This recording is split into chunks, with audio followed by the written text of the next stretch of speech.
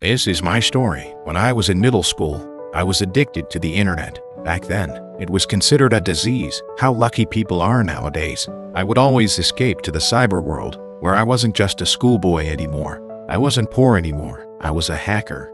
Speaking of school, Hope was the only girl who was nice to me. Where have you been? Teacher said you were transferred. Is that real? I cannot find you anywhere. I was at internet bar. Sorry let you worried about me. Who says I worried about you? No worries, I will be just fine. I just really into internet, so skip the class. Oh, I'm a hacker now. Just promise me you won't be fight with those bad guys. Just not worthy, okay? But in fact I have to. When bad guys looking for you, trust me, you cannot hide. This is all you got, losers. I got fights with bullies a lot those days. Sometimes I won. Most of times I lose. Then, worse things happened. Teacher knows. You are out of my class. Not only skip classes but now fight? Go get your mother. I think my son is the best.